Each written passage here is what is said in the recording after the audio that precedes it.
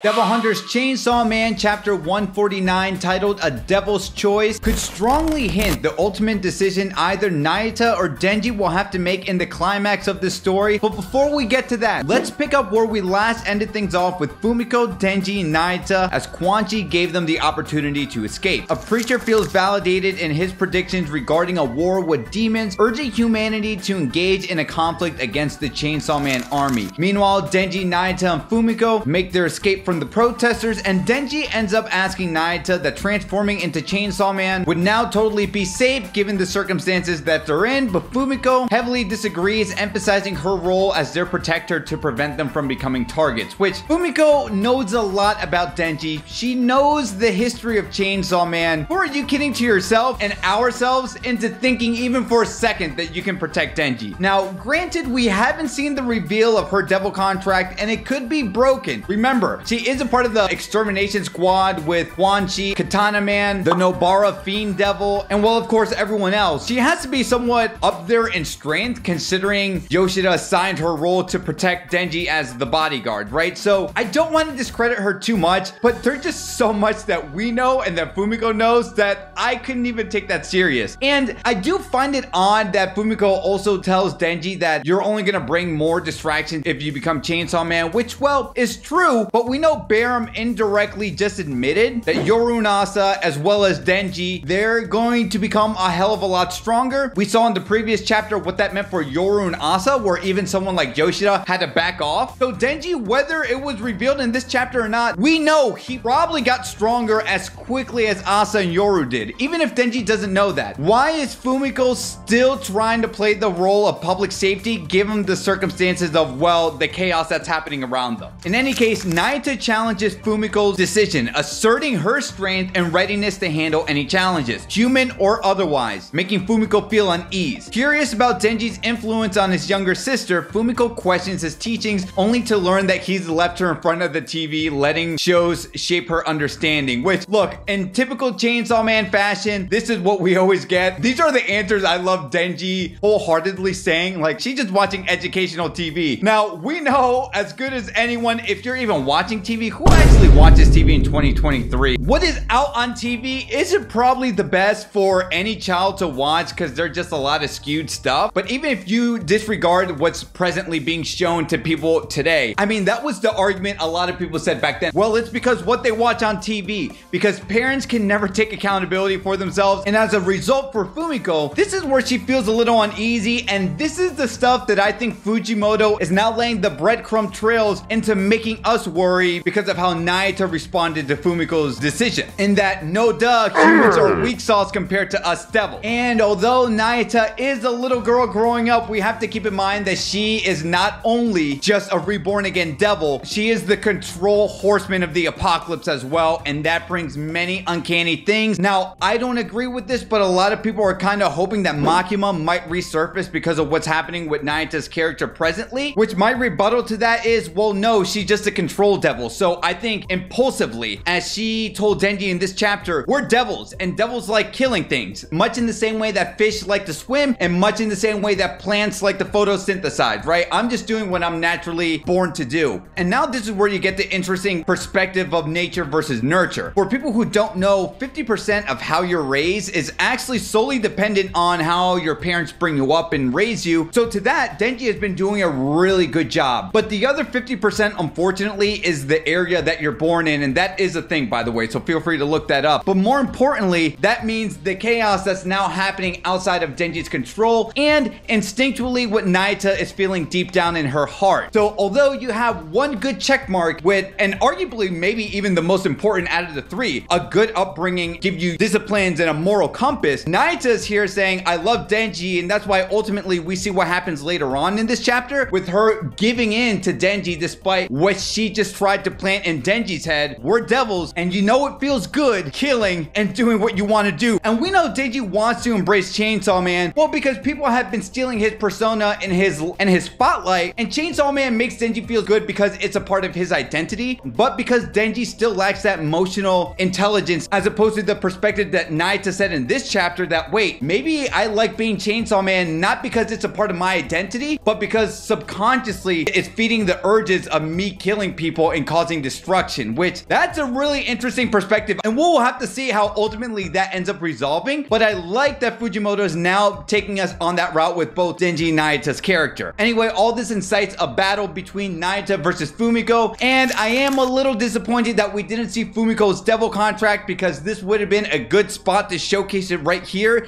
Even if she would have lost, I would have loved to have seen what type of trump card or even edge that Fumiko has, because she ended up telling Denji and Nayuta that, hey, come with us in public safety, don't go back home to feed your dogs. I mean, she didn't say that, but we know Denji and Nayuta wants to go back home and feed the dog, despite their house most likely 100% definitely being staked out, and they still give no fucks about it. But Fumiko has come a long way since her introduction, and she was looking a bit mischievous in this. We know her ulterior motives is with Yoshida and public safety, but again, public safety has been very rocky for me and looking very incompetent, especially after this whole showdown with Barum almost being captured along with the other weapons. But what's happening currently in the story with the Fire Devil being revealed and Chainsaw Men just running amok, public safety definitely have their work cut out for them. And look, at the end of the day, Fumiko was trying to do her job, but man, did it look satisfying seeing that Nayuta's like, no, I will walk the walk and just reinforce what I just said. And she almost blatantly killed Fumiko. So kudos to Denji, by the way, for tickling Nayuta, because, you know, Denji isn't the smartest of smarts, but using that tactic to make Fumiko escape was a well done maneuver. So as Fumiko departs, Denji confronts Nayuta in disbelief, questioning her intent to harm Fumiko. And as I mentioned earlier, Nayuta dismisses it as part of a devil's nature, contending that Denji too derives pleasure from causing harm due to his inherent nature, and even going so out of her way inviting him to join the devil's cause, which Nayuta envisions a world of freedom, unbound by societal constraints, and having all the cats and dogs in the world. But Denji rightfully is concerned about the fate of humanity, his school friends, and even bringing up Asamitaka, which, as I mentioned earlier, now is the nature versus nurture part, which kind of made me feel a little trepidatious in chapter 149 as she tells Denji, why do you like Asamitaka? Denji simply replies, it was the kiss. But was that kiss enough to love Asamitaka more than you versus me? But what if Denji said the reverse? What if he said, I love Nayuta, I love you like this, but I love Asamitaka like this? Not only would that have been soul crushing to us and the audience, but what dark turn could have happened in this moment? This really reminded me of a video game RPG where it's like, you select the good answer or you select the bad answer. And if you select the bad answer, this is going to alter the entire course and trajectory of this story. But despite the wedge between Asa and Denji in these most recent chapters, it's still good to see that Denji, despite everything, he still wants to protect her, despite Nayuta giving a really good angle to Denji as to why he joined the devil sides of things. And Denji still comes out on top because Nayuta ends up giving Denji a hug, and it looks like nurture walked away with this W as opposed to nature. I won't kill humans, let's go back home to find the dog. But the biggest elephant in the room is, what is the ultimate decision Denji or Nayuta will have to ultimately overcome? And again, because this is a Fujimoto work, expect one of these characters to die. Either Asa or Yoru, either Denji or Nayuta. Hell, maybe all of them will go out. Maybe only one of them survives or two of them survive. Let's say scenario one, Denji ultimately ends up dying. Now Barum's prediction will become true, because as we talked about Nayuta of the Prophecy, the Fujimoto short story that came out a few years ago, similar to that story, which is already going to parallel what's happening here, Denji is away from the story or taken out. There's nothing to hold back Nayuta from causing her to go crazy. And the opposite could be true, where the only thing keeping Denji's humanity at stake, granted, he likes Asa and he likes humanity, so I think he'll ultimately do the right decision, but that still doesn't mean he's perfect, and he could unleash the full Black Chainsaw Man via Pochita if Nayuta is taking out the story, because now if Nayuta gets taken out, that's going to raise the question and maybe even reinforce